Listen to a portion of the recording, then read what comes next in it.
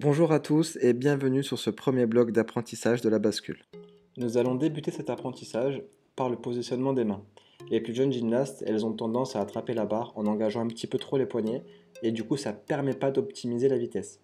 Ensuite, nous allons parler des épaules et du travail de repousser la barre tout en gardant le dos rond et tout en maintenant une position de courbe avant. Pour bien débuter, la première étape sera de positionner la gymnaste à une distance de la barre qui lui permettra une phase d'envol correcte. Pour cela, vous pouvez lui demander de s'allonger au sol et de positionner ses mains sous la verticalité de la barre. Ainsi, sa taille vous indiquera son point de départ. Au niveau des mains, il va falloir s'assurer que la gymnaste n'engage pas trop les poignets en les crochetant sur la barre. Et évidemment que la pose de main se fasse de façon simultanée, et non pas une main après l'autre, ce qui entraînera un déséquilibre. La tête doit être droite dans le prolongement de l'alignement bras-tronc avec le regard sur la barre. Là, on peut noter qu'il y a une erreur de tête. Le dos doit être rond. Une position de courbe avant est idéale, mais la gymnaste aura tendance à accentuer la fermeture jambe-tronc si elle n'a pas la capacité musculaire suffisante pour maintenir sa courbe avant. Le bassin, il doit être en rétroversion. Ici, on peut facilement constater qu'il y a un manque de courbe. Pour bien comprendre l'importance et la nécessité des exercices de renforcement, nous allons revenir sur cette vidéo. Nous pouvons constater deux erreurs fréquentes et classiques.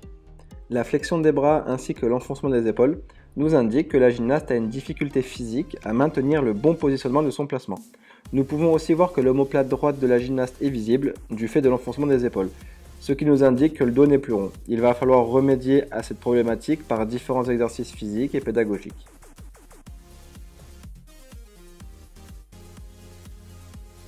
Les exercices d'autograndissement sont très intéressants. Je rajoute souvent un module aux gymnastes en leur demandant de se grandir au maximum en maintenant une position d'alignement, ce qui nous intéresse dans le renforcement de l'action de repousser la barre. Cet exercice peut aussi se faire avec des élastiques. Les positions statiques facilitent la correction du travail des épaules et de la tête. Pour plus de sensation, on peut rajouter une barre dans les mains de la gymnaste. Ici, nous retrouvons la phase d'envol avec la projection de bras vers l'avant, couplée à l'impulsion jambe qui est mimée par une montée sur demi-pointe. Puis la gymnaste se positionne en courbe avant avec le bassin en rétroversion.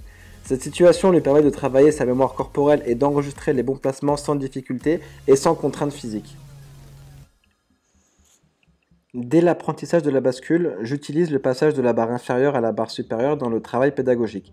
Le fait de changer de barre facilite à la compréhension de la gymnaste sur la notion du déplacement vers l'avant. Nous retrouvons exactement le même travail avec les mêmes consignes qu'un départ au sol ou d'un tremplin, seule l'approche pédagogique est différente. Cet exercice avec le plan incliné se concentre sur la capacité dont la gymnaste dispose à garder les bras tendus et verrouillés ainsi que le dos rond. Nous pouvons facilement évaluer la résistance de la ceinture abdominale permettant le maintien de la courbe avant durant l'abaissement du bloc. Dans cette situation, une fois que la gymnaste a attrapé la barre, elle devra effectuer sa fermeture jambe en positionnant ses pieds sur la fosse, ce qui est très intéressant pour nous pour vérifier la solidité et contrôler les bons placements. Pour la suite, il s'agit du balancé avant. La gymnaste doit être parfaitement alignée, précédée par l'action d'antépulsion couplée à l'ouverture jambe-tronc. Son dynamisme lui permettra une bonne mise en tension de la barre, ce qui facilitera une meilleure action de fermeture jambe-tronc. Le bassin doit rester en rétroversion et les pieds doivent pointer en direction du sol. Pour améliorer l'efficacité de l'antépulsion, vous pouvez isoler l'action sur différents exercices. Allongé en contrebas, en contre-haut, assis ou debout, les possibilités sont très variées. Ici, nous allons nous assurer que la gymnaste est en autograndissement des épaules avec un alignement complet.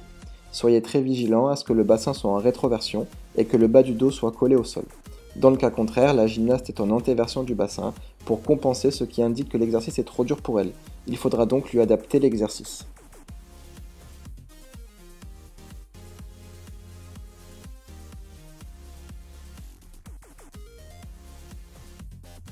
Ce travail est intéressant pour coupler l'action d'antépulsion et d'ouverture jambe-tronc de façon simultanée. Comme sur l'exercice précédent, la gymnaste doit s'aligner et se grandir au maximum tout en gardant le bas du dos collé au sol. C'est terminé pour ce premier bloc, je vous retrouve prochainement pour le bloc 2 concernant l'action de fermeture jambe-tronc ainsi que la phase de rétropulsion pour finaliser la bascule. N'hésitez pas à activer la cloche des notifications pour être informé de la sortie de nos prochaines vidéos. A très bientôt.